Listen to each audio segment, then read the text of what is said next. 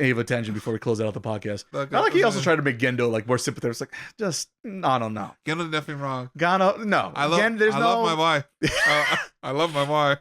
There's no saving that man. That man made his choices, all right? He's not Endeavor. You know what? He's not going to be Endeavor. There's no time for him to be Endeavor, all right? Gendo has a reason for it. No.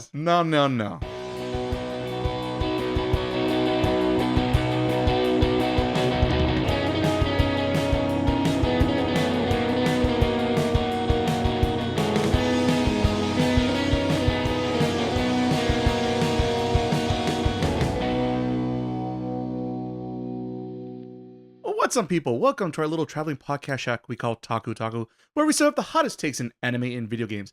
I am your host, Ray, aka Sourdough Shonen. In today's episode, we're going to be talking Season 7 of My Hero Academia, the big spoilers talk of the last season of the new big Battle Shonen series that's slowly coming to an end, so it only seems fitting that we cover this new season. But luckily, it's not just me, but I also have my brother Miles with me. So Miles, how are you doing, sir? I'm feeling chilly. We're getting close to chilly weather around here. You know, the rains are coming. We're also getting ready for Turkey. Happy Turkey Day. Pre-Happy Turkey Day. Pre-Turkey Day. This is the day before Thanksgiving. And ideally, hopefully, fingers crossed, everything goes right. It'll be coming out right before the famous Thanksgiving. So happy Thanksgiving to everyone out there. Hope you guys have a good Turkey Day. Get to watch the sports ball, win some big dollars, and get the nice juicy turkey sandwich. And then stay live like we do and get all the good deals out there. And then, of course, yes, right behind it is Black Friday. So don't forget also to do some online shopping this year as well. And then the real fight begins. Once again, if you have electronics on your Christmas list or just things you want to buy next year, my suggestion maybe putting that order a little bit sooner. Referring the last month or so we have here in 2024, because things might get a little bit more expensive. And if this is the first time you listen to the podcast, welcome, coming in. And in case you didn't know, down below we have some timestamps for you. So if there's a certain thing you want to hear from either our news or what we've been watching play more recently, or of course our main topic, we have timestamps down below. And of course we have spoilers warnings out there as well. So don't feel free to use those timestamps. I get it. Everyone's a little different place. Everyone's got a different thing going on. But we're here to accommodate you guys. So please check out all that stuff down below on this very podcast. And without further ado, let's jump into the meat and potatoes here on Taku. And let's talk about our weeks and what we've been watching and playing. So Miles, what, sir, have been diving into in the last 2 weeks or so? So far, the only thing I've been doing this time since our last visit is playing nothing but Mario Luigi Brothership. I'm almost at the end. There's like 5 sections. I'm just in the 4th section right now. Just plowing right through it.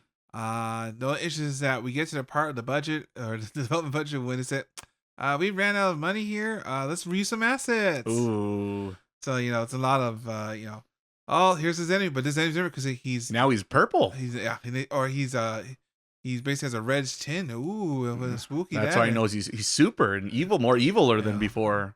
And then even bother making new levels, like I just reuse that. Oh, but just mirror them or something. No, it's like I saved those guys, but they got lost. They got captured again. So I mean, how do you lose? It's been 15 minutes. And I kid you not, brother. I literally finished that part of season 3 and said, "Oh yeah," and they got disconnected again. I just fixed the island. What do you mean they got disconnected? They literally unplugged themselves. Bad router. That's what happens. You gotta get that nice router. Wi-Fi 7's here, baby. Yeah. The center says it's not the speed, but it's all about connectivity for sure. I mean, as the more everything's a smart device. In the future, it's so bright and colorful and slightly terrifying the more you think about it. Don't worry about that, but the AI will help you. Yeah, the AI will tell me what it's good and bad. Thanks, Mr. Machine. Like, don't worry, we mean Cybernet. I'll be fine. Yeah, that was just a movie. There's no way. Why are they scanning Arnold Schwarzenegger? Yeah, just reference. Just in case. What do you mean, just in case? What? So whenever was it with the 3rd Transformer? Transformer? Yeah, Transformer. Oh, we need to get this Megatron. We gotta destroy him. Oh, you know what? I will argue technically that'll probably make it the last. This a little. Refer to the newest prequel one. Yeah, they needed something, perhaps. Though mysteriously, I heard good things about that weird prequel thing. I think it was fine, but the problem is since I'm such an old person, it's hard. I saw the trailer and I was extremely turned off. And you go like this, but that's not how that. That's not. They're not friends. All right, this isn't Naruto and Sasuke. Get this shit out of here. Okay, so keep your anime over there. All right, despite it's basically writer's like, why don't I make this to Naruto and Sasuke? Yeah. What are we talking about? Oh, what you've been watching and playing. Oh yeah. So back to I guess Mario Luigi. The graphics are kind of neat. You know, it does replicate a lot of like the I guess because most of the games were on 3DS, 2D, GBA things like that. But actually recreates it pretty well in 3D. You know, things moving around like a lot of like a lot of animations are pretty much the same. Like all like surprise face and they talk in gibberish or Italian gibberish, I guess. The only downside of the story is kind of okay. It's not strong. What about the humor, the jokes? See the problem, the humor, as I think the title came, I said, "Oh, you can't do that. No, we can't do that." No, I mean it's not.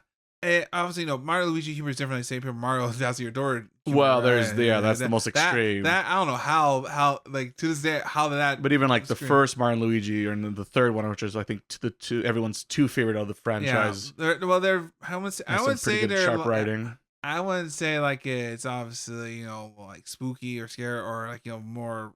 I guess raunchy would be the word, right? I guess a little bit, but it is weirder for being.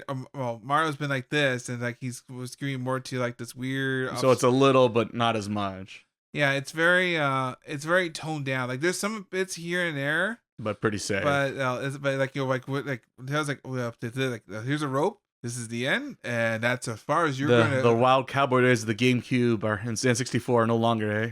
Yeah, but but I do have a lot of old characters. Like if you played all the Mario Luigi games are here, so you kind of go, oh, I get that reference. Oh, I get that reference. Oh, I remember this. And there are downsides. Unfortunately, brother attacks. After a while, there may be one or two new ones, and then the rest are all remakes from the other Mario Luigi games. So like, granted, they're a little easier because they're 3D, so you can see a little better. Because I argue like some of the attacks back in the day, like in the 3DS and things like, there's some ones like timing's just like so fast. I don't know how to keep up with it, but here it's more, everything's very more safe. Kid friendly. Like, oh, you missed it by like 0.5 seconds. It's all right. You got close. You hit a button. That's good enough. I had to literally kind of like not pay attention really to kind of screw up on the brother attacks or like timing just in general with a lot of odd things like that. And I said the main thing here is that this game also they have what they call battle plugs. So battle plugs is everything's connected to electricity, Concordia, and so the battle plugs pretty much they expire. So like like first you start like 3 power taps or like 3 little plugs that you put in. Okay.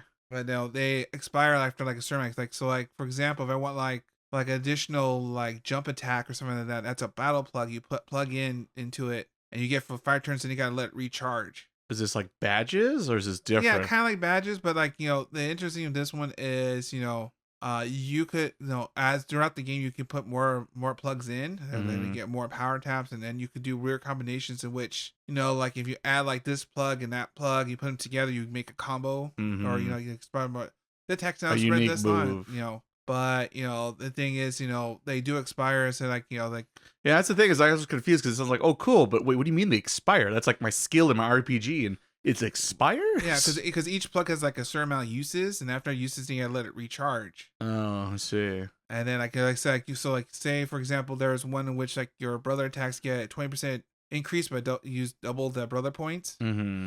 But you only get it for 5 shots, and after those 5 shots are gone, then you have to wait roughly 20 turns.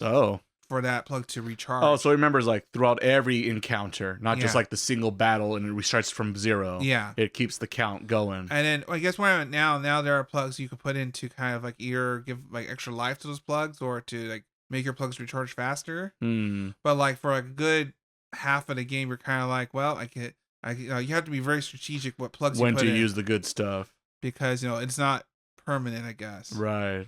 Even though other Mario argue once you get the badge, that's your can, badge, and you can do it as much as you want, as long as you have it equipped. So it is kind of like that, especially like when you do. Yeah, that sounds like tedious work. I don't really want to do. As we try like double tech some of these things are pretty Mario Luigi standard, right? You're right. And it's like, well, now it's a plug, and you only get for 5 shots, and after that, good luck with this. There are some new enemies, of course, like they're Mario Luigi, but most of the game at this point now is a lot of just like, oh, here's your classic Mario baddie. Your Bowser minions, your Shy Guys, your Koopa Troopas, they're your standard flair. Nintendo Bowser. Yeah. But overall the game is fine. I think for being a franchise we haven't had a new game in 10 years. Yeah, that sounds about right. I'm actually pretty surprised actually how well it plays, considering it could be worse. Considering the original developers no longer exist. Right. The game's okay. At least you got a disc because you bought it during those the Switch Nintendo voucher things, right? Digitally wise. Yeah.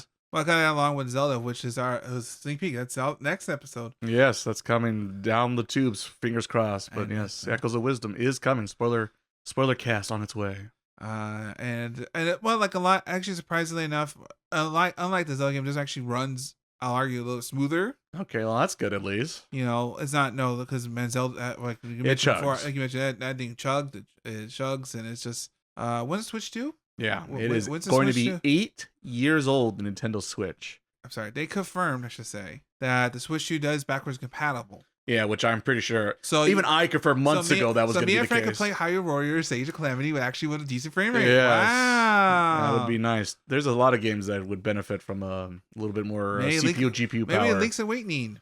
Anything. Stairs of Nintendo. And don't care. Now, as soon as we close down every emulator to fix our problems. No, you mean enhanced methods. Yes. Mm-hmm. Yeah, so that's most of them been doing this whole time. I mean, I know I need to get. There's a lot of new content for Honkai Star Rail. But I think Frank's all in. No, but he's into Genshin. That's his weapon of choice. And it's funny because now they're like, oh, I wonder. It's one of those things like you're curious. So what's the next one? Like, oh, everything's coming out next. Okay, how much content I have behind? Oh, I'm pretty behind. You put it down for a week, you're years behind now. I like, wait, what's the meta now? Wait, what do you mean? What character? I just leveled. No, that's not. That's old news. Toss it away. Oh, I'm sorry. Using that relic? That waifu's junk. Using that card, light cone with that character? You failed. Once you start, you just can't stop. It's almost like they never want you to stop. Yeah.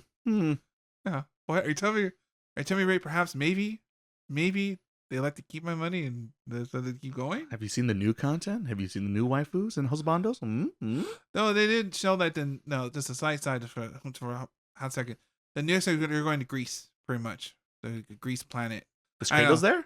No, but I guess they already said off the bat we're getting a new. I guess our main character is going to get a new style of play. There's a main character. Yeah, that's what the character. I guess the character you play as because you're a character in this. But game. Do you actually are you an actual character? Or are you just staring around and blinking and nodding? Okay, so see. Oh no! Why did I ask these questions? So technically yes, and technically no. Sam Porter Bridges much? Well, no, not that bad. No, it's not like last week. Like I got to South America last week. Epic speech at the. It's been 50 hours. Shut up, Norman. No, I guess not really. But I'll argue like ZZZ. No, they incorporate more. No, they're not really. They're actually more of a character per se because they actually do have thoughts, feelings. They're actually more of a character, and you haven't just control the same character. While in Starwell, you're just like this is your. It's like your. You are the chosen one. Well, like Persona, like they're like no, it's like right, the silent protagonist. Yes, and this is you, and then you could choose which way to respond. Okay, I see. Persona would work. I understand that reference. Yeah, so that's the best way to put it.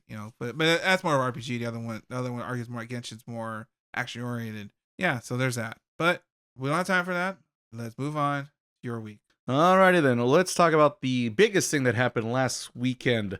For those who maybe don't know, with the little shindig we do here between on our podcast and of course what I do over on YouTube and also my little Twitch TV channel. Last Saturday we had our Extra Life event that I've been teasing for probably the last month or 2 months now at this point. It's all kind of a blur working our way up to, especially in the holiday time. But yes, we had our Extra Life event. For those who don't know, it is a charity organization that helps raise money for the different children's hospitals around the country. And in particular, during this, this charity event, it's you're choosing when you want to do the event. There's like an official game day, which I think is the day that they changed the daylight savings time? Yes, daylight saving. That's the phrase that people use. But people also usually around the holiday between November, December, usually people have like an official like streaming charity event, and we had ours last weekend. It turned out to be a 15-hour streamer event because the more people donated, the longer we kept going with our live stream, all the way up to 24 hours. Sadly, we didn't reach our lofty goals of a 24-hour stream, but part of me is kind of a little grateful that we maybe didn't reach. Well, I think we're also running out of content. I have a lot of video games. It's more of, can I stay awake and play the said video games? Sonic Frontiers is an interesting game. Yeah, dive into that for about an hour, and yeah, as a Sonic fan, I was very confused and trying to understand what the hell Sonic Team was smoking and drinking to come up with that You know, video it game. is funny, like, you know, say, but Sonic 06 was bad. Oh, this can't be as bad as. Oh wow, we managed to find a way to. Sonic Team managed to find a way to dig deeper and to go even further below. It's interesting. But Sonic aside, it's just overall, like I said, it was a great event. We raised some money. I'm very happy we were able to help out our local children's hospital right here in our own backyard in the city of Los Angeles. And of course, I got to thank Miles and Ivan and Frank for stopping by, hanging out with me, and keep the stream going, entertaining the folks out there, the masses, with, of course, our... shout out to poor Ivan. Ivan, you know, he's very good at Mario Kart. You know, he can hold a little bit in Smash. Mario Party? He needs to work on his Mario Party. Well, the problem when you play Mario Party with the NCP, you know what you're gonna get. That's the thing. But to be fair, everyone, Mario Party it's a madhouse out there, Mario Party Town. I'll tell you that much. But it was very fun, entertaining, and apparently people do like the little shorts and TikToks I made from some of our clips during our Mario Party session. So go check those out on our social medias. That's down below in the podcast as well if you're interested to see what that looks and sounds like. But yeah, it was just a very good time. And once again, I'm just grateful everyone helped my little goal there, since it's something I was trying to like take on myself, since I always been inspired by other YouTubers and streamers out there who participate in such an event. So I felt like it only seemed fair that I could throw my hat in the ring a little bit and raise money for a good cause. So well, I'm glad we were able to do that. And I look forward to hopefully breaking that goal come next year within 2025. So look forward to that in case you missed it this year. But if you're curious and you hear this right now, it's still up over on the Twitch TV SD_shonen, link down below if you're curious. You can go check out the VOD. Oh, 15 hours of me melting. Technically, the stream did crash towards the end. Oh, computer gives me issues sometimes, but majority we able to pull it off. So go check it out. If we buy new PC parts, we could fix it. Yeah. There's always oh god, where does it end when it comes to PC? We go fast, stronger. Come on, don't you want to use the AI, Copilot, and things like that? To get But yeah, so that was their big charity event last week.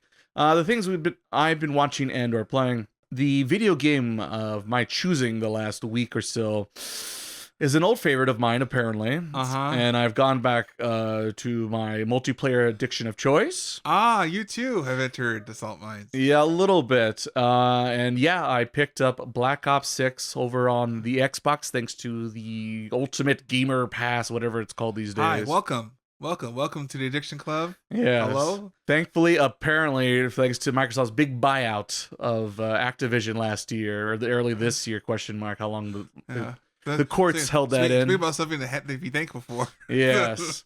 But that happened, and so now we have Call of Duty on the Game Pass, and I decided to check it out. And I did mention it on the podcast, I did play the beta, and now, yeah, I'm pretty much back in. I even bought the season pass. You are back in. I'm back in, baby. Yeah, I think I'm back in. So yeah, and I bought, like I mentioned, the battle pass. I even got like the extra with the one bottle pass. I mean, I'm starting to think I must have been on the battle pass to buy the battle pass. I'm waiting for a moment in which the Gundam, like there'll be a Gundam skin. You go like, yeah, probably that too. I held strong last time. I don't know if I could do it a second time. I'll say that much. But yeah, like I said, I'm all in. I even bought the super pack I mentioned. And yeah, I think it's just fun. It's silly. It's, nonstop quick action. And in particular, I think the Black Ops, a lot of people really do like it in particular because they do like the zombies mode pretty well as there. So I've never really played the zombies mode. Not really. But the multiplayer and then, of course, the Warzone when that first came out, I definitely dabbled into. And right now, I'm just really focusing on the multiplayer, though. I am curious about the campaign as well. I've always been interested in the Call of Duty campaign, which is a very weird thing to say. Campaign? I know. Even I'm kind of surprised they still bother making a campaign, but it's still there. And I think even you get like, exclusive guns or skins if you play the campaign. So it's like, I have it. Let me check it out. Though I need to go back to, I guess they don't really matter, but part of me wants to go back and finish the Modern Warfare new trilogy because I only finished the first game and not the second or third game. I have them, of course, but I need to go back and play them and then maybe play to this one campaign-wise. But we'll see how far I get there. But yeah, that's just been the thing I've been playing. I have a free hour in my afternoon or something. I'll sit down, grind it out, get my dailies, level up, get the new attachments, level up my guns, shoot better, stronger, do the cool emotes and this and that, and Be a it's camper, nice and satisfying. Be a camper, wait for them to spawn out and shoot. Well, there's always going to be the spawn campers who just sit on their bellies all day for the cheap shots and hoping no one spots them. But that works only like 1 or 2 times. Or there are people in the war zone, which they call just camp in the building, like not giving points, not even bothering. Just well, those are the PUBG fans out there. They're still with that same mentality. If I hide in this house, I'll be all right. And the sad part is, boy, in that game early on, that actually worked more often than I want to admit. Curiosity was like, I want to try it. And like, oh, I didn't do shit, and I apparently won. But it's so boring. What a terrible way to win. I'd rather go out and get like 2nd, 3rd place than versus just be a coward. Or I come out swinging and winning. Exactly. That's how I feel about it. But yeah, at the moment, just multiplayer. But I'm sure once I'm into here, it's like, well, what's Warzone up to? It's been a while. It's curious. What's the old battle royale up to? I have like 1 tera left. Let me put. Jesus, it was quite the download. Let me tell you. And then of course the constant updates and changes. Woof. You need a spare. You need to have like a thing to store your media, your photos, your other games, and then just Call of Duty. Yeah, a drive for just Call of Duty. This is the COD drive. The COD drive. It's big. It's very big, but I'm loving it, and I look forward to play some more. Why is it bigger than the whole computer? Yes, it's getting closer to that. So yeah, that was the big game I've been playing recently. But the one anime that you and me, Miles, we saw together, we dabbled recently off the podcast or in between podcast episodes, was the Heavenly Delusion, or what is it called in English? That's what it is. Nah, I forgot the rest of it. Tengoku something. No. Damayo. That's what it is. You can look it up, kid. Don't worry, Hulu knows what it is. There you go. Yeah. Oh goodness gracious! I don't know why you have to type in the Japanese title. I know you're like Heavenly Delusion. Nothing. And then Tangyo. And yeah, here it is. It's like mother beep. It's funny because I don't think all the other summertime, which is weird because everyone I've heard always called it by the English name, and all of a sudden they don't use the English name, which is so weird because I just like the funny part that the fact that the dub, the English and the Japanese are 2 separate things. Yeah, I think Hulu has the Japanese audio, and then you have to go to Disney Plus for the English dub. I think that's how that works. So there's that silly thing, but we watch it in Japanese. But anyway, for those who don't know.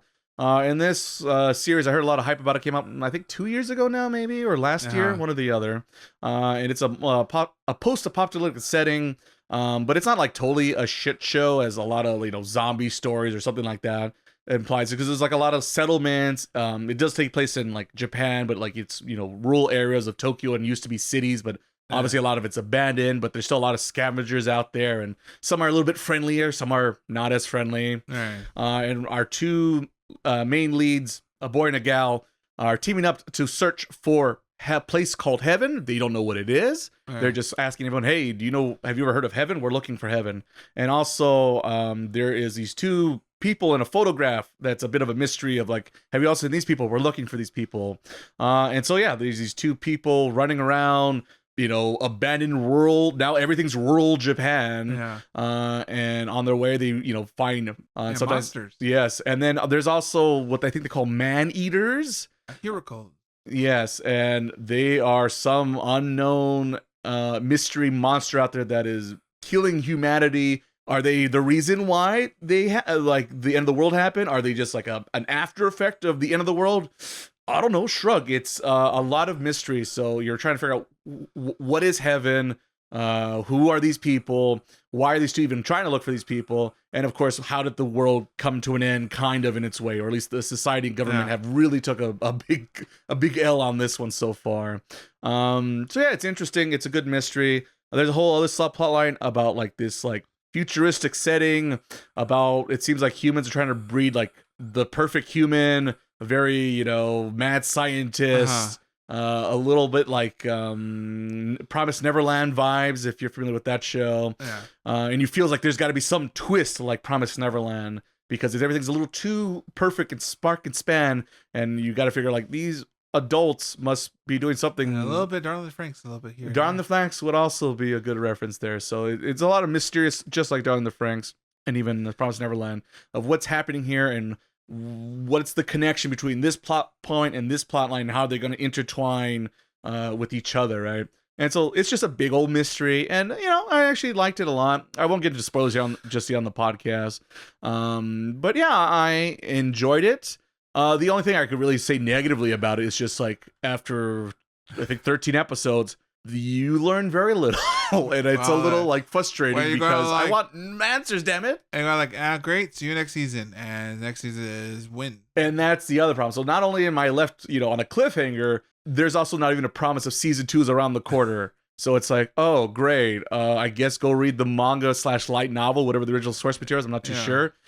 Which, oh my goodness, as I think I mentioned before here on the podcast and a little on my YouTube channel, man, do I hate like unsatisfying endings. I don't mind like if they leave on like the answer 1 or 2 questions and they leave the main question, still secret after season 1. But boy, oh boy, we kind of like solve something. Yeah. But also you learn nothing from solving that thing. It was interesting to watch. It was so like you learn nothing. There's hints and pieces, but nothing 100%. Yeah.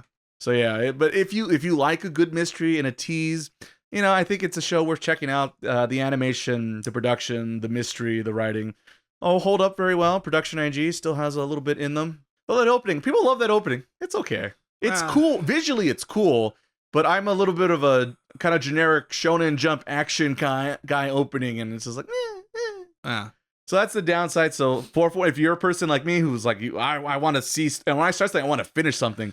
Right now, you can't do that unless, like I said, the light novel or the manga is finished out at this point, which I don't know if it is or not. So be aware of that. Look it up before you dive into that. But if you have the patience and you don't mind a tease and switching up your way of storytelling, maybe check out Heavenly Delusion over on Disney Plus / Hulu.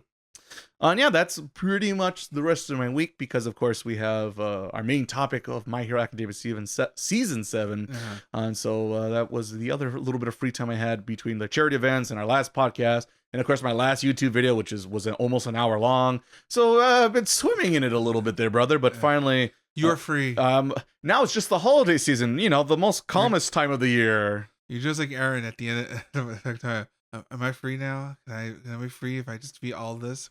I'll be able to. No, there's another battlefield to fight on that.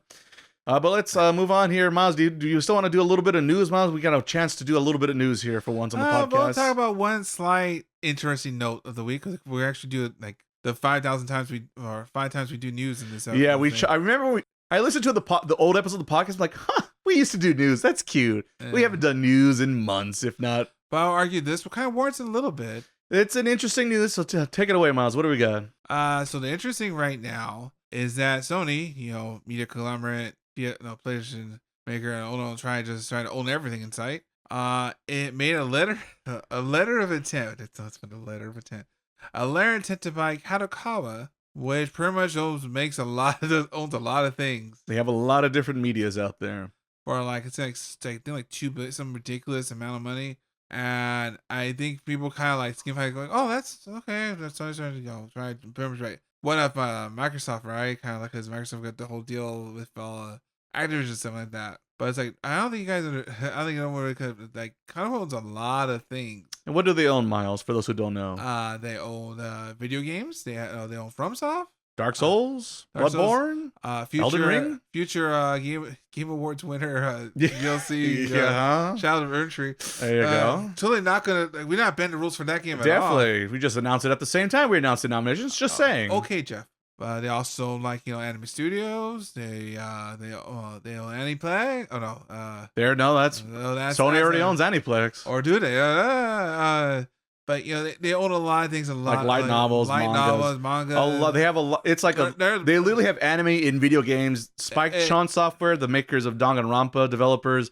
That's also part of Kadokawa's portfolio. So it's a lot of anime and a lot of video games and a lot of Kadokawa. Because you notice a lot in anime openings will show the Kadokawa logo to mean, hey, the original source material is a Kadokawa thing. And then also a lot of times they also sponsor and help pay for the anime adaptation. So they have a big foothold in the anime industry. And as you already teased there, Miles, Sony also owns Crunchyroll, Funimation, and now the Right Stuff store is part of the Crunchyroll store. So if it's just you want to watch anime or you want to get any merch based on your anime, you kind of have to go through Sony's booth there on the anime lane because between that and the PlayStation, half the dealer room now is going to be just Sony. Yeah, it's a big thing. If this happens, it's not official yet, but they want to, and apparently they're open to it. Yeah, Well, because I think everyone made fun of it, like, well, when are you gonna buy a company? Because we have to make sure we consolidate corporations around here. We got Well, that's all we're getting. Strong. One big fish after another big fish, and a bigger and bigger. We're running. It's getting kind of silly. There's one to rule them all, I guess. Yeah. Yikes. And I said that's the paint picture. So Kadokawa. There's Kadokawa and there's Shueisha, and that's it. That's pretty much all of Japan, right? Those are the two big ones, yes. So if somebody buys one, that's a big fish. Yes. But we don't know. There's no real. I don't think they're really intent to like sell them or when intent to sell them. They want to buy them. What do you mean? Well, I mean, Kadokawa is trying to sell to Sony. That's what. Right. They're not. They haven't said like we're on the market for sure. But I bet you if they give them the right number, a lot of people will be like, all right, I'd like a little package getaway free car. I guess it is one of those curious about Japanese law. Just like how's this not antitrust? How's this not like gonna like break a lot of things? Because like, man, if Sony does this, they're like, yeah, we don't have to give them money here and there. We'll only to everyone's get your favorite anime that made the number. Maybe we'll get a little extra money, and some don't. I think they get lowered, or maybe there's so many different risk factors if this happens. Right. Usually you would like to think as a consumer, especially here on the podcast, you imagine us, well, definitely us, and as well as our listeners are consumers of anime and video games, and you would like to think like, oh, they're gonna buy this company, and that way they're gonna like, oh, we're gonna be more efficient, we're gonna cut costs, where there's no middleman. We start the production line and we put it all together, we ship it out directly to your door and save you the cost. That doesn't always happen. If not, it rarely happens. Wow, yeah. So, and it's just profits want to go up, and they figure, well, if we have full control, we control the profit margins, and profit goes up and this and that. But it's a little concerning, I guess, for me, because as I mentioned before, it just seems like it's just one big fish after another, and we're getting more and more of these giant companies. I mean, originally AT&T was trying to do that with Crunchyroll, which the original people who bought that when Crunchyroll became a big thing, and then that got out of control for them, and then Sony had to bail them out and buy that for them, which worked in Sony's favor since they're doubling down on anime and video games. So yeah, it's concerning because usually as a consumer you don't see like, oh wow, we get a discount, or like, oh, we're getting more dubs, or like. Yeah. You don't see anything, the animators in Japan are going to get paid a better wage or this, that. Right. It doesn't seem like they spread the money around. It just goes to the shareholders and the CEO, and that seems like a waste considering, obviously, if you have better pay, better competition, you're going to get more shows with better quality animation. And, as a person who reviewed every single new show this season, there's very obvious where shows have a lot of money and beautiful animation, and ones that they want to, like Mariah Love. That one's pretty bad. Oh, was that JC? Oh, that was JC Staff. JC Staff has created like 10 different shows this season, so that didn't help. But I'm just saying, it was very obvious to me of shows of great quality, a couple good, and everything to okay to yikes. So I'm hoping. I mean, the optimistic view here is more money, better pay, better quality for everyone down the lane, for the workers that make the shows, for the consumers that consume such shows they work on. That would be fantastic. I've yet to see that happen that way, but I'm willing to be proven wrong. Show me your moves, Sony. Yeah, and that's the thing. It's a lot of speculation is that, but if that happens, that'll be pretty big.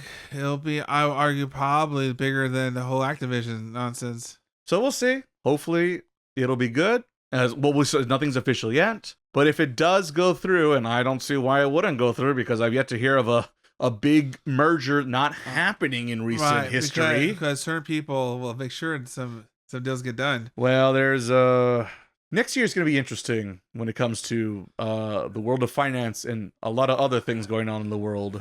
That's a slight reminder. Once again, if you want to buy some tech stuff, I would consider buying it probably sooner than you think. I would also agree on that statement.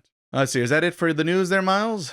Yeah, that's it. Everyone else is kind of, we'll let cook for next time. Alrighty, fair enough. So that'll do it for news. So now it is time for our main topic this week. And we're here to talk about My Hero Season 7.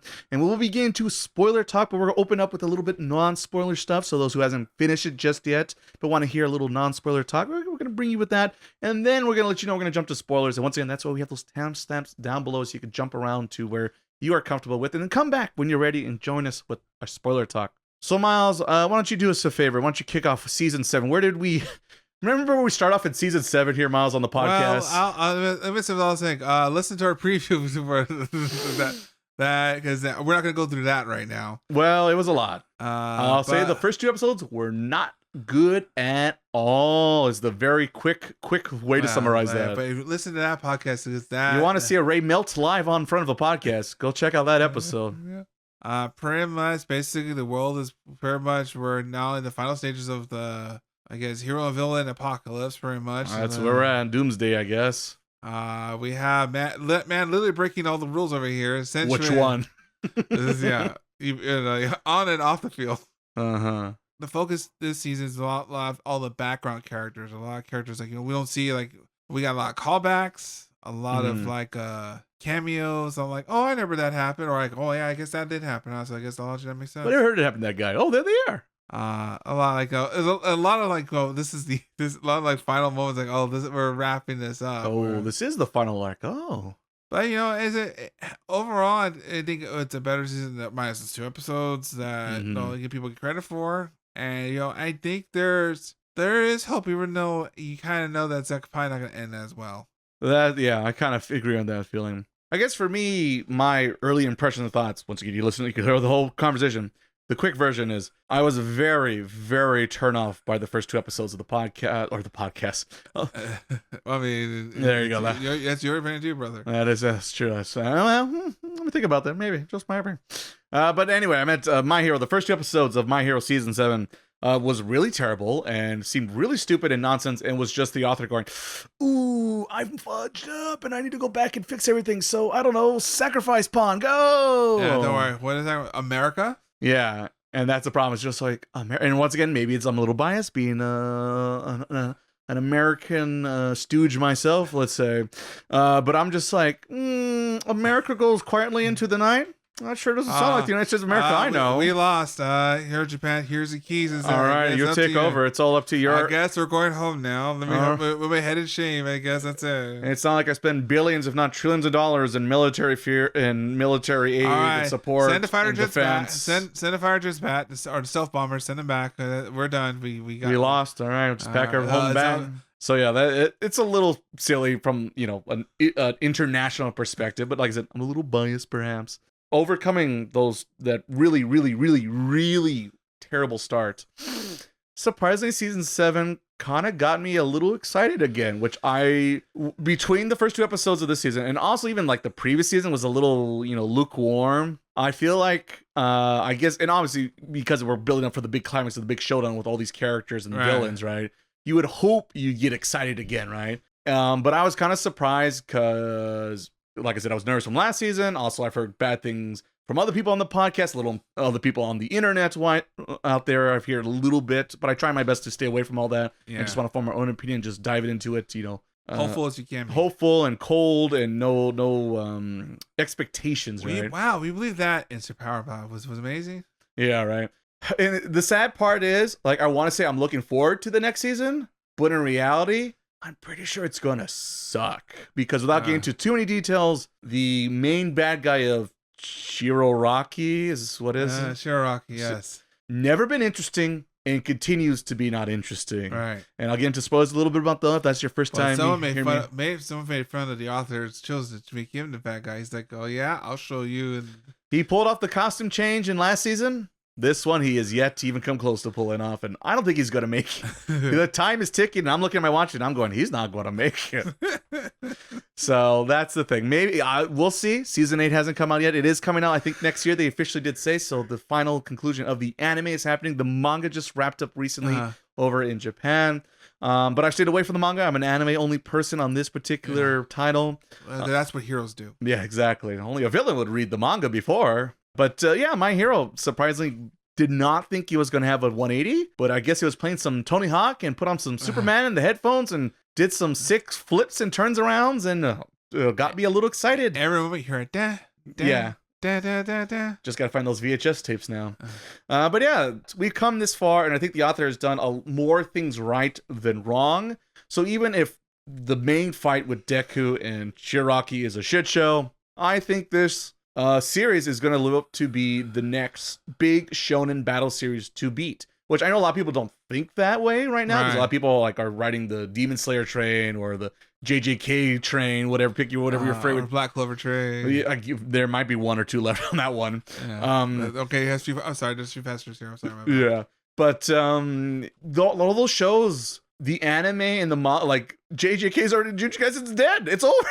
And like I feel like right now we're like in the mid hype anime wise of that series, Yeah. but the manga's done. So how much more anime / movies or any other content's coming? How much nonsense are we gonna do to make this interesting? Yeah, and the animation's amazing, but I don't know what else am I here for from that show in particular. Well, it's good for clips. Yeah, I guess that's what it is. And it's great for if you just want to see amazing looking animation and GIFs, it's got that, hands down. No one's arguing that one.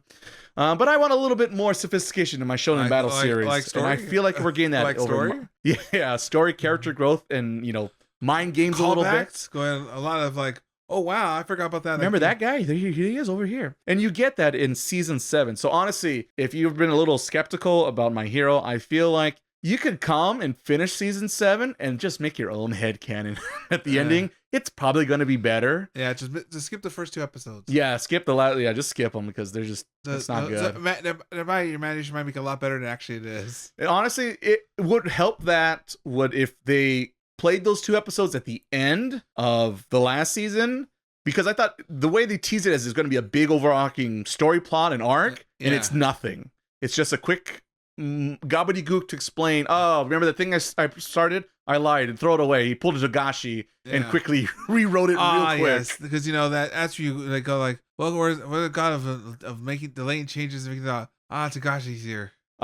These are my 9 powers. Never mind, I'll never have to explain any more than that. Well, I was like, I got 1, 2. Why the hell did I say 9? Why did I say 9? Here's a tournament bracket. Fuck, I don't want to do a tournament bracket. What if the tournament? Oh, it's over in the next chapter. What do you say? Yeah, like let's have what did you want? No, okay. But yeah, My Hero. Optimistic about season 7. Anything else for you, Miles? Before we get to spoilers here. No. I mean, overall, the animation's good. It's bones. So Are you delivering the good still? Nothing, no production issues. The opening and endings are pretty much fit. The overall, we're at the end here. They are pretty good. They are pretty good this season. They're a lot better than they're not the best ones, but they're pretty good. Pretty good. And then, because every classic shonen ending, you gotta have like everyone's here. We're at the hold hands, and everyone. You gotta do the holding hands and cutting with different characters in time, reaching for something in the distance. Like how do you know your show's gonna end? Yeah, right. welcome to the ending, eh? Yeah, like oh, right. They did do Full Metal Alchemist. Oh, right. So yeah, so let's enter the spoiler talk, because I think with which spoiler talk basis would be like let's talk about fights. Let's do the fights, the details. Miles, I'll ask you to open up on this one. That way I don't hog the mic here a little bit, because I can easily just rant and rave being the sourdough shonen. Well, we go to where your favorite part is. You want to get to the meat and potatoes there, Miles? No, it's not. You want to work your way there?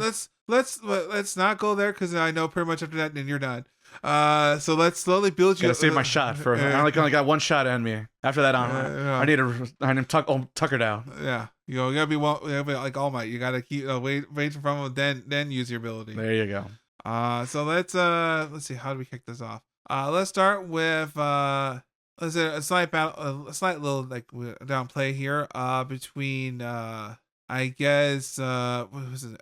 All for One against pretty much all UA the BUA characters. The who? Like Jiro and forgot the other guy, the bird guy. Oh, right. It takes me. There's oh my goodness, the character roster and between their real names and then their superhero names. It takes me like, oh yes, but yes, Discount Hiei and Musical Girl. Yeah. It's easy there. I was trying to get away like, oh yeah, those headcanon. They all have different names in my head. Yeah, it's like we're sorry. But yes, the fact of the team up of characters that you think would really stand against their characters, like their abilities, stuff like that, are totally outmatched. They should be outmatched. They're at disadvantage against All for One, who's also just broken as F. If people don't know, he is like. I mean, I always make the joke. He's just basically evil Darth Vader out here with his sinister face and mask, and just broken as OP because he has literally every quirk he ever wanted in his arsenal. Yeah, but now I guess but the fact that they want you pull off something, they actually may have had to. They had to make result to like using his backup ability. I think that was pretty neat. Right, his ace in the hole. You mean? Yeah. Mm-hmm. That is nice to see. Is and I'm a sucker for when average Joes team up and put pressure on the special talented ones, right? And that's what you get a little bit in that fight. And then plus you get the also Endeavors in that fight with Hawks as well. And I like the mind games you have a little bit there because All for One is just a total dick. And has no problem playing the psychological warfare against his enemies. And of course, is talking about the things about Endeavor and his family. And he's a terrible father and this and that. And then Hawks, he's a backstabber, a double agent, doesn't care about anything as long as he gets his way. Right. And so I just he's constantly just smack talking these guys back and forth, and they're trying to sometimes they shake off, sometimes that's a critical hit. Poor Endeavor.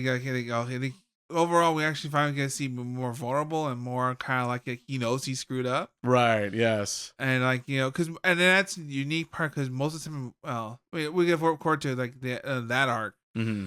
But it is interesting, for a shonen at which they show one of the main characters kind of he screwed up, right? And him have to deal with the screw up because he didn't he broke his toe or he didn't make a little mistake one time. Years of just going down the wrong path and not seeing the error of his ways until recently. And they're oh, I really messed up.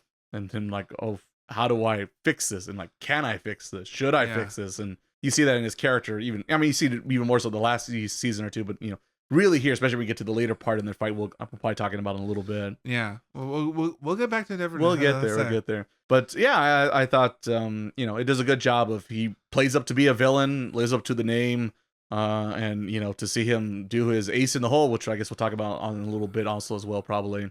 It's a good setup teaser, and then the real fight begins, right? So. Very good job balancing all these fights also in general, I'll say right now, because, there's a lot of characters on screen all fighting, and you have to do something to make it seem like every fight does matter, has some stakes and meaning to it. And I feel like he pulled it off surprisingly, so I look forward. Right. It was interesting because the way how he set it up so that way certain characters have to fight these sort of matches together, and they're all separate, but strategically separate. Right. So that way, everyone's ability can work against this guy's ability or work with that guy's ability. So that way, it's more coordinated and more like a focused plan of attack, not just Goku strong. He punched real good. So punch harder. So yeah, it's both in the world and little shows as the writer. He realizes I should make sense out of these fights because in theory they should be outmatched if they just go head to toe on the battlefield, right, on Sunday Night Football Live, right? Who's going to win this outcome. So they had to do it in a way where they break up the fights into different matches, and we get to see all the fisticuffs and the emotional also happen in season 7. So it was very good to see.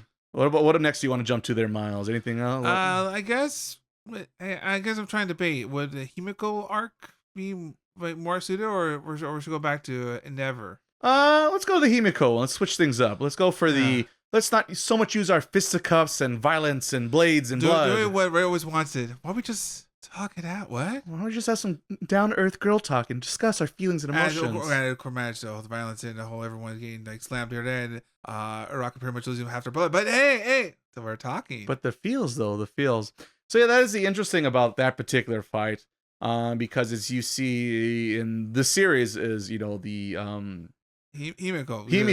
We literally said I mean, you said it. I didn't say it. I don't say it. I don't remember. That's how that works. Oh, okay. I'll write that down. Anytime Miles is talking, it's probably Honkai Star Well, blah, blah, blah, blah, blah. He'll say something about, and I have to spend more money on my waifu, and that's when I wake up again. Okay. Well, it was with the peanuts, wah, wah, wah, wah, wah. Pretty much. Star Well, wah, wah, wah, wah. And that's into my week. Ray, how's your week going? Let me tell you, Miles.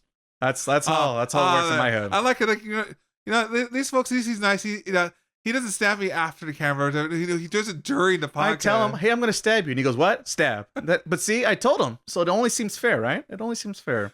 But yes, the fight in season 7 with our female lead villains and heroes is a chat about feelings and what it is to, find yourself in the world where, people accept you and they don't accept you, and those outcomes and what it is to be loved and to love others and this and that. It's, it's a very, feelings situation, and they have that conversation of what's right, what's wrong, who decides what's right and wrong, and just the fact to be the odd person out can be very lonely and lead you down a certain path that maybe you don't necessarily want to do, but because you've been told your whole life this over here is wrong, so you go that way, and everyone says like, I guess this is fine. So you're like, okay, this must be right. Yeah.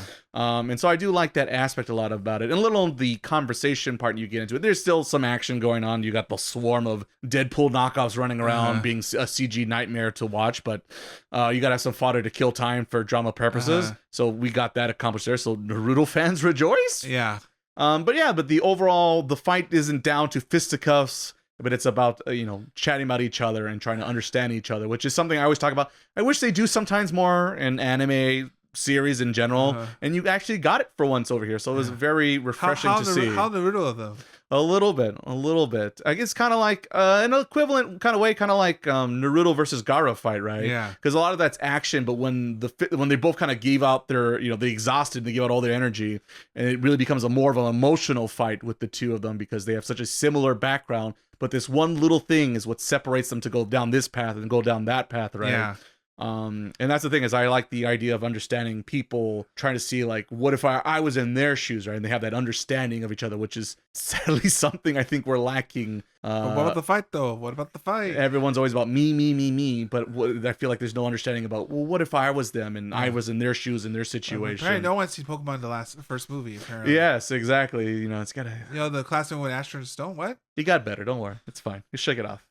But yeah, I actually enjoyed that fight quite a bit. Like I said, if action wise, maybe a little boring if that's what you really, really want. Yeah, but that's what all these other fights are for, right? Yeah, if you're looking for like your more intense battle, we'll get close to Ray's favorite moment a bit. But that's those fights. But no, here we're trying to do something unique and different, which like no one other than Naruto like try to do. We emotionally try to. Emotionally serving the conversation, try to figure out why is this the way this is, why can't we be friends, what's the deal with this, like can I be loved, or can I is it okay to be loved, is it okay to love others, right? Yeah, it has these big heavy questions that maybe people don't think about or take for granted, but when you're a young person and very an impressionable young person, which most young people are, it's something that you don't take for granted, something that you really weighs on you heavily, right? Yeah, and that's always like one of the neats about My Hero is that it wasn't afraid to ask the big questions. I was like, what is a hero? What is a villain? What is the reason why I'm doing this? Is there any point for doing this? No.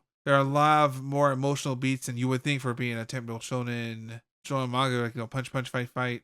Me get stronger, move on. You bad, me good, fight. We passed a unfortunate Dragon Ball Day, which is probably for the best. And I love Dragon. Don't get me wrong, I love my Dragon Ball, but nah, I'm not sure that would stand the test of time now in 2024. Let's say, unless you play Kakarot, whenever you get a lot of feels and things like where like you could do some mini fishing games apparently. Once again, you could go check out the VOD if you're interested. Do you know Goku put his tail back?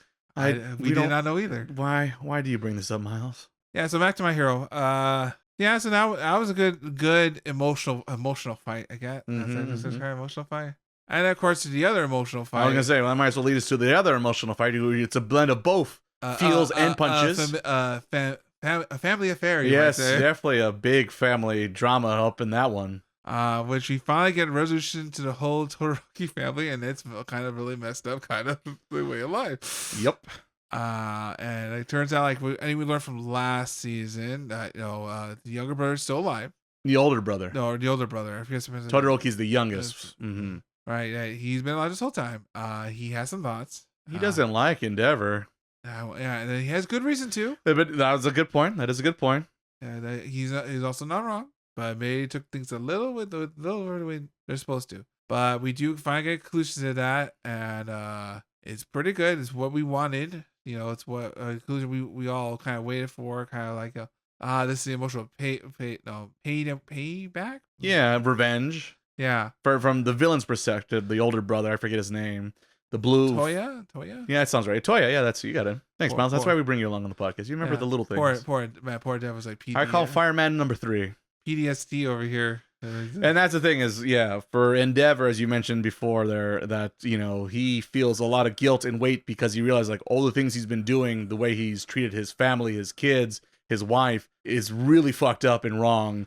And he is trying his best to atone for them in his weird kind of way, trying to fix it, right? Because it's not something you could just like do a 180 and be like, everything's fine, kids. I've changed a new leaf. You know, that doesn't really work in reality. Right. So it does weigh on him, and it crushes his soul every time he realizes how bad he messed up. And when he has the fight with Toya, his oldest son, I think is his oldest son. Yeah. It weighs on him heavily when he shows it, because like that was the one thing that Todoroki, Fire and Ice, that's him, right? Yeah, Fire. Yeah. Okay. Oh my god, all the Icy names. Hot. Yeah.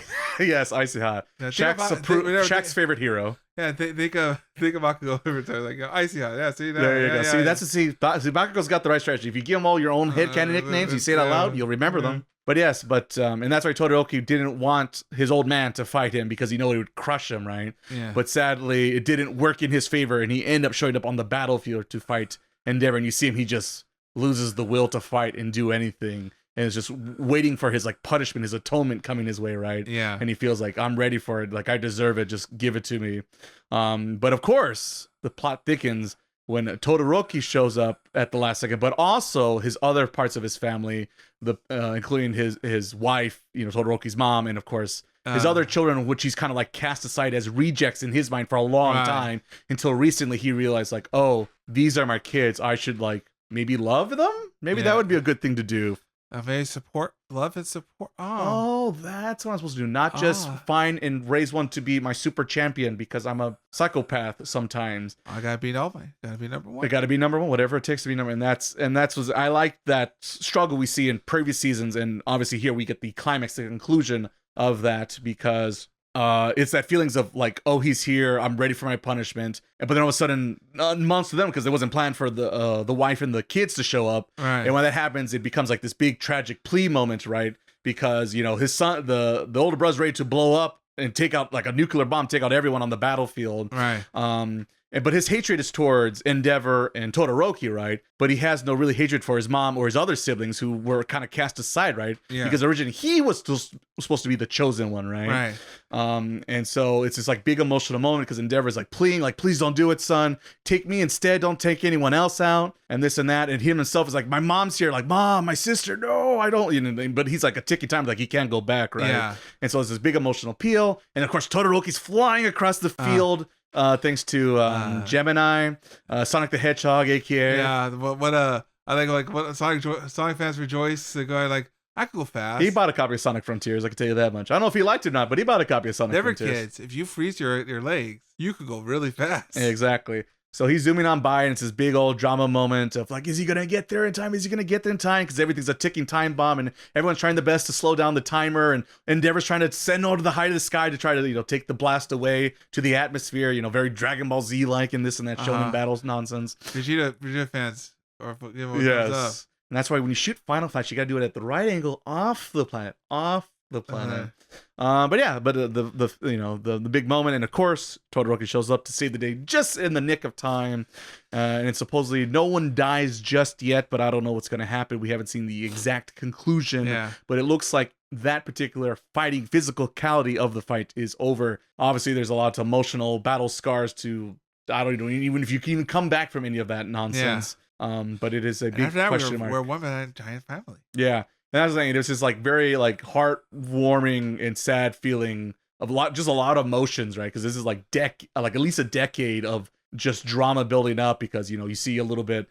you know, the poor mom like has like a mental breakdown, has to like go through like a whole recovery process, and like you see that little by little in each season with Todoroki like writing her letters. You see a little bit about the siblings, and I think they were cast aside, but they have their own lives and starting to fulfill their own dreams. Maybe that's not to be the number one hero, but it's still their own hopes and dreams. And then, of course, the tragic son who's forgotten, who in his mind, he felt like he was forgotten and thrown away, but that was all in his head, right? Yeah. No one ever forgot about him, but he built up this narrative in his head like, oh, Todoroki's here now because he was out of the loop for a while. And when he saw like a little sneak peek, as you also see this season, he's like, oh, well, then I'll just become a villain and I'll get revenge. But, all of it was in his head, right? Which is it's like the most anime. It's always the misunderstanding, right? Yeah. But it's like the good, because people do feel like that sometimes, and it's just a simple misunderstanding. And if we talk it out, like Uraka and Himiko had the conversation, things could have been different. So see, the girls had the right idea. We gotta follow them. All right, brother. Are you ready for the moment? Are you ready to pretty much take the mic and I'll be quiet for the rest of the Just gush, just shine, glisten here on this audio podcast. For those of you who are wondering, this is like because we got teased with an arc earlier, but now we got the full blown Babbitt's going on here. Yes, for those fans of The Dark Knight Returns, or even the Bad Superman v Batman movie, whatever it was called, we got a little bit here in the final episode or two in season 7 where we have the All for One younger edition now heading his way down to where Todoroki is, because I guess in theory if they meet up he's going to absorb them and he's going to become perfect All for One and destroy the world. How sell them. Indeed. So Dragon Ball Z much, sure. Okay. Don't worry, if we get Android 18 and 17, there you go. If only Trunks was here to destroy them before that and this and that. But to stand up for Trunks, we have the quirkless All Might, who has been a ghostly figure, you could argue, in the background for the last few seasons. But apparently it was all for this moment here, and boy, was it fucking worth it. Yeah, So yeah, at this point, as I mentioned, he's trying to zoom his way to find his other self, his other half, to become his complete perfect form. And there's no one else in the way. All the superheroes are down for the count, or they're miles away in the distance. And it's looking all hope and lost until All Might and his super butler Batmobile shows up. Friday. Oh, I'm sorry. Let me get my words right. Hercules. That's what we're going with on this season, this particular anime. And his power suit, he battles up as, I guess, All Might Mecha Edition. Mecha Knight? Yeah, Mecha Knight. Mecha Knight. There you go. I'm sold on it. And it's as a Batman junkie when it comes to superheroes who don't have superpowers, and it can keep up with freakazoids with super broken powers. I eat it up every day. I live, breathe, work out, enjoy every single moment of this. This is why Batman's great. This is why the Punisher's cool. Daredevil's not too. Daredevil's got a little bit of powers, but it's still basically, leveled up superhero guy, right? All the superheroes that have just a little power ups, right? Not the broken Supermans or I don't know, maybe Wolverine or something. The godly big beings of the Iron Mans, right? The Iron Man, the Tony Starks, let's say. Yeah, I think is the other one I wanted to pull all out there, where they're just normal guys trying to figure out the way. What if this guy Thanos shows up? How am I going to put up a fight against him? Or the name is All for One, right?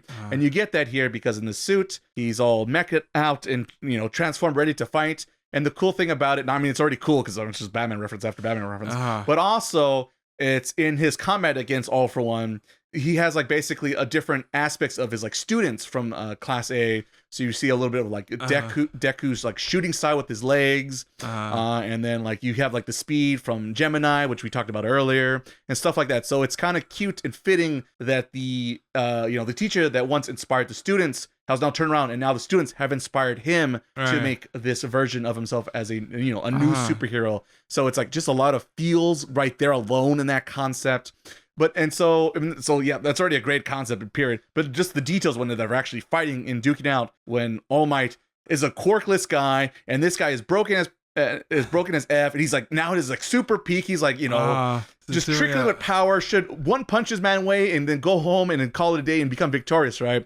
But of course, All Might has been duking out with this man for decades now and knows how to egg him on just right. Yeah. And boy, oh boy, does he know how to hook, line, and sinker this villain. A lot of Yu Hakusho kind of we're just teasing. We're a lot of old school Dragon Ball. Just what happened, man? What's going on? Come on, man, why don't you just put up a fight? I'm a quirkless guy. You should be able to one punch man get out of here, bro. I'm 50 years old, man. You're struggling. What's going on there? I feel bad beating up a juvenile at this point. And the way how he was just laughing it up, just kind of just huh? And in fact, he has a ridiculous smile. Somebody made it so that way that everything works so that way. This is ridiculous. He is most likely going to. He is probably not going to win this fight, but boy, oh boy, is he going to give us a fucking show. And was I eating it up that whole episode and a half of it? Because like you said, the grin, you see his grin, because it's a callback to his teacher talking about, the ones who smile are victorious. And so he's constantly smiling and he's just egging on All for One all the time. Come at me, bro. Oh, come on. Can't you keep up with me? Oh, that's pretty sad, man. And for a guy super powerful, you said you were going to take out the trash, and here I am kind of punching you and knocking you out and keep you on your toes. That's kind of sad for you, man. Yeah. What happened to the Demon King, bro?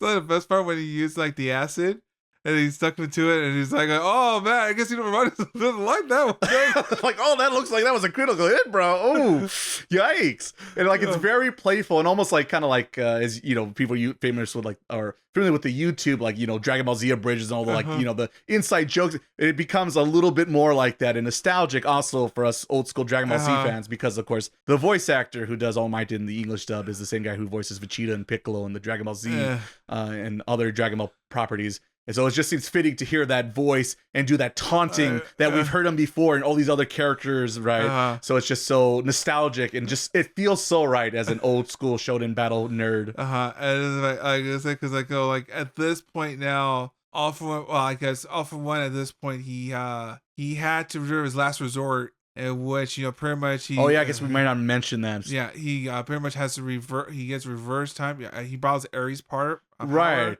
But he can't control it. He just keeps getting younger and younger because that's the only way he could survive the fight, because he could, you know, regain his youth and his, you know, fighting prowess back in his prime days, right? Yeah. But the more damage he takes, the more he reverses to a point he's gonna fucking Benjamin Button that shit. Yeah. So it's fascinating in that aspect, but also like it just seems fitting that at the end of the day, it's always gonna be those two guys. You know, it's always gonna be. It's like, you know, Madara and Harashima. You know, it's always like. And these, no matter how many age, what year it is, what time it is, it's always these two guys. These two guys have to fight. Right. It's their destiny to fight, no matter what happens. Right. It's yeah.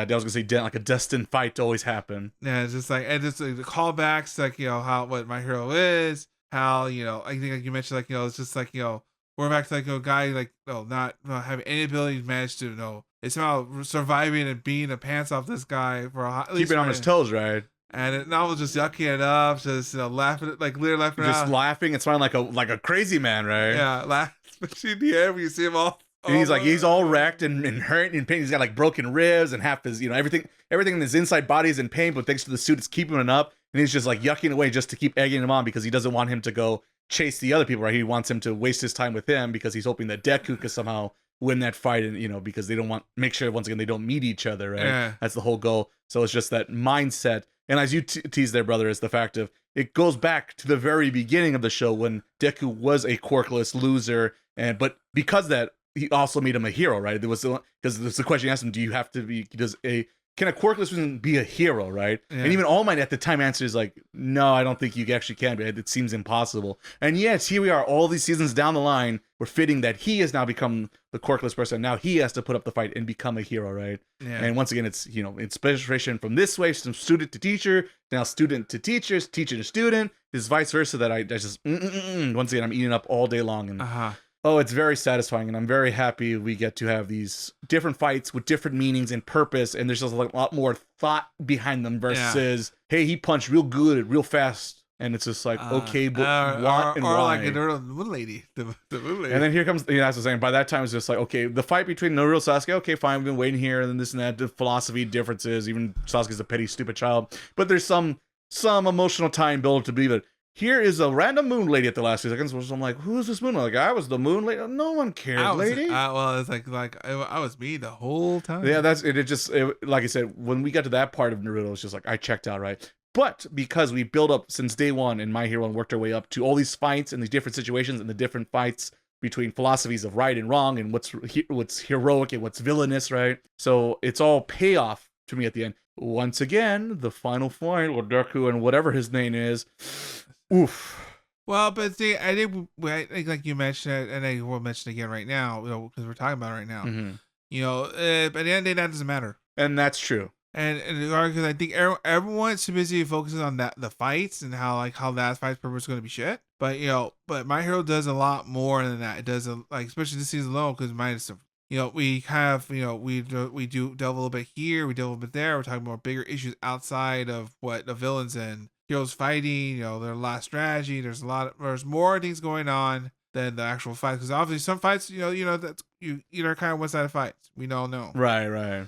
But it's like, you know, going through the adversity, knowing that, you know, I may not win, but I'm going to at least try to do something here, so that way the next guy can go and take him out or something like that. Right. Pass the baton forward, right? And we even had a little bit of some of the villains, quotation marks, more like anti or not. Well, I guess now they become anti-heroes, I guess you could argue. but our antagonists from previous seasons have also make a return in this season, which I thought was very fitting and cute because I really enjoyed the school festival arc at the end of season 4. I think that was season 4 still. Yeah. And they make the return there because like they weren't really like bad people, but because of misunderstandings, they were labeled as villains, right? But they never had really nefarious means or ideas or means to harm anyone.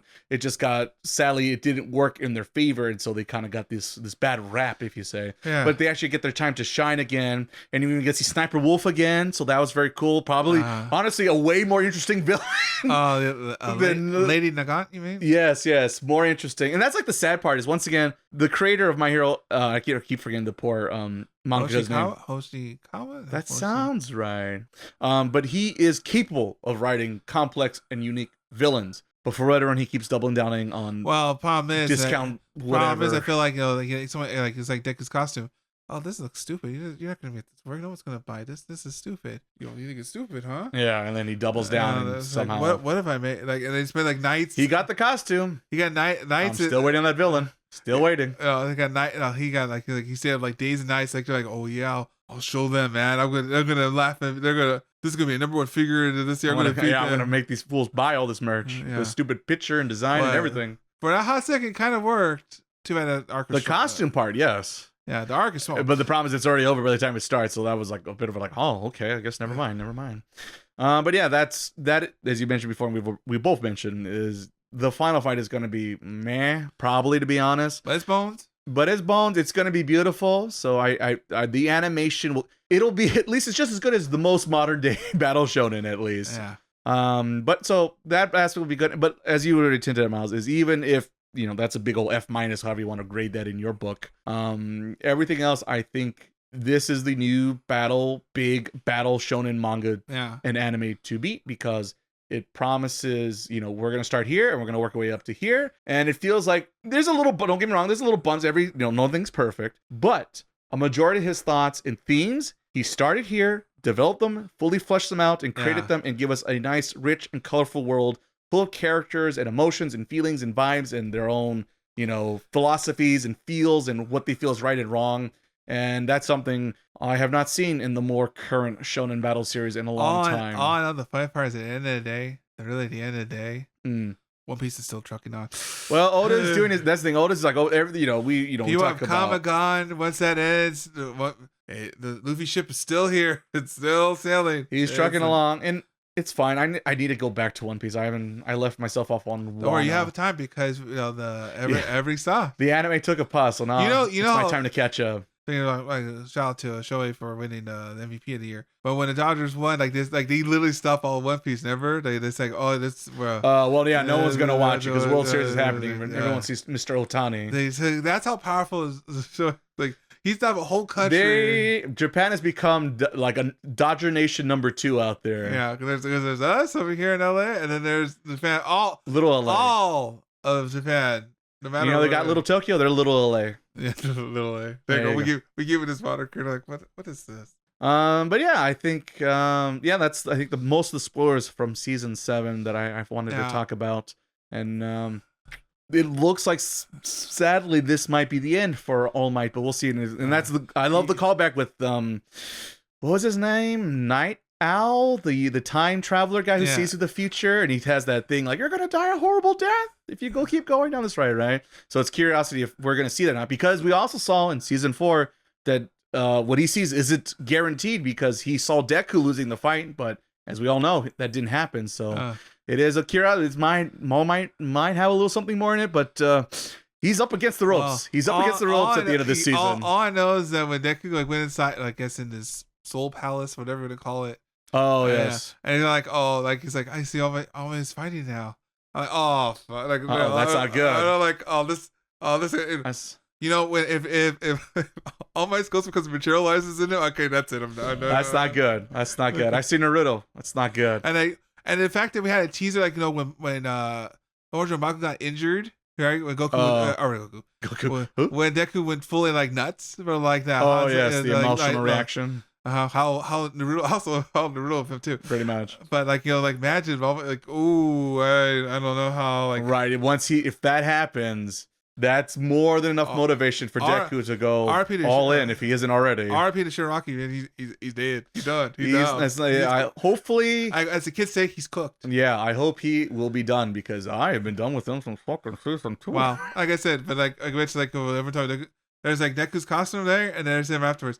This guy's your protagonist. He's not as cool. That's why I've been saying this since season 2. Like, I thought like he was like the introduction villain who maybe will somehow work his way to be an anti-hero or a wild card, a base, a proto man type figure, mysterious figure that shows up a tuxedo mask or something equivalent. But it's just like, he's tripling quad. He's putting everything on the line for this guy being the main villain. But we said fighting last time when we were talking about My Hero before the season. The problem is the only downside, he couldn't decide either him or the other or all from one. Right, which are basically the same because they both have 1,000 quirks each other. And literally we're like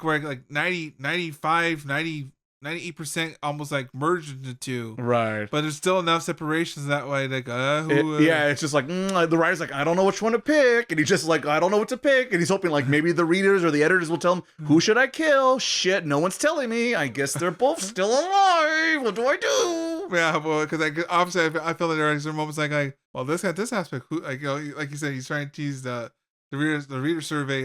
So which way you like? Would you like guy number A? Which one are you feeling? Do you want Darth Vader or do you want emo boy? Which one do you want here? Which one are you feeling? Guys, and everyone's like, he's counting the votes, and the votes like 50. He's like one vote, and it's 50. Is it too late to ask for Sniper Wolf to be the real villain? He has two last minute votes, and they're both. It's a tie. It's a tie. So that's what we get. We get these two guys roaming around. Yeah. But we'll say that I think we'll call it a wrap there on My Hero Academia Season 7. Hopefully you learned something new. You brought something to the table. I want to say interesting spring, I think, the next one. It could be. I forget. I feel like they did announce a season in particular where the season 8, the final season of My Hero Academia, will be coming out. Part 1. It better just be season. I want no movies. I don't want no OVAs. I don't want no bullshit. I just want this is the show. And when the episode's over, that's it. Or do what Japan loves to do now these days, do compilation films. So you saw the other thing. But now, if you watch a compilation, there's actually. But have you seen it in theaters? It's very different. And also, like, we could tease a little 3 more minutes. Well, that's it. We'll give you 3 more footages of it. Whoa, that's crazy. And we'll just do some more Ava bullshit. I love Ano. Yeah, I love how everything just comes back to Ava. God damn it. And Parano's like, the hilarious thing is Ava's just nothing but a ripoff of a bunch of other things. Parano. It's all about my depression. No, I feel like you're trying to. But what about the end of the world? It was never about. It was like feeling like it was the end of the world, not literally the end of the world. Got it. So they the 2 spears. So when's the angel? So 2 spears will get together, and you put the 2 spears together. And that's the nice thing about. I love it's like Ava tangent before we close out the podcast. Is in the new Ava movies, he really hammered it home, guys.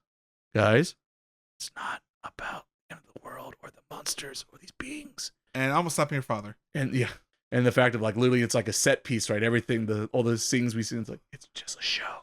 Not like he also tried to make Gendo like more sympathetic. It's like just I don't know. Gendo did nothing wrong. Gendo, no. I love my wife. I love my wife.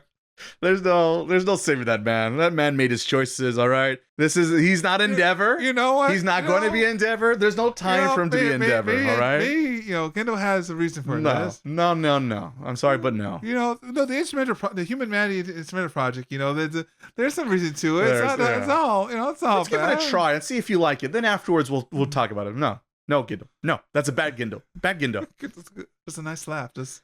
Right across. Where's Captain Bright? Captain Bright, where's he at? Poor Captain Bright. Everyone is bah. Oh, slaps children to men, I'll have you know. Yeah, there you go. This slap of justice. There you go. Someone has to do it. But yes, that was My Hero Season 7 here on Otaku Podcast. So that'll close it up with our spoiler talk. But of course, we have to tease you what to look for down the calendar line here on the podcast.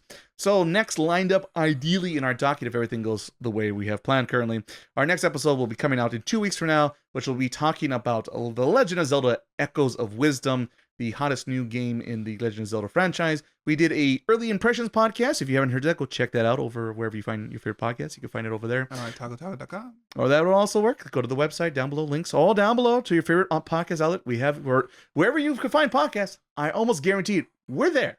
So look forward to that coming out with a bunch of spoiler talk of Echoes of Wisdom. So if you're a 1 or 2 dungeon behind, now it's time to catch up. You got 2 weeks. Here's your warning.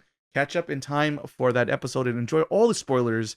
Hopefully we'll have a good panel of judges that week. And of course, we're coming closer to the end of 2024. So it only seems fitting we share some of our favorite things of the year, which will include our favorite video games and, of course, our favorite animes of the year.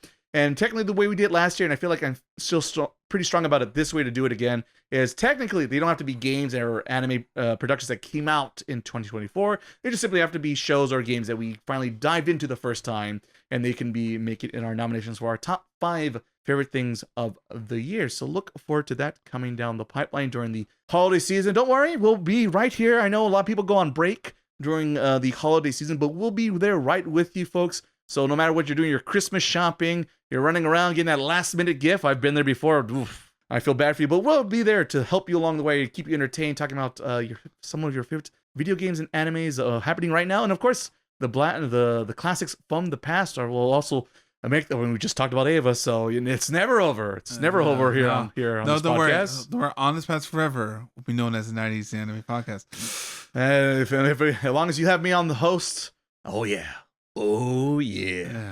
And without further ado, I think we'll close it out there. Unless Miles, anything else, final notes for you? No, I think we're good. All right, well then we'll end it right there on the podcast. And so with that, we'll close out here on this episode of Otaku Podcast. And we hope you guys have a good one, and then we'll hear from you in the near future. Until then, peoples, laters. Happy Turkey Day, everyone. Gobble gobble.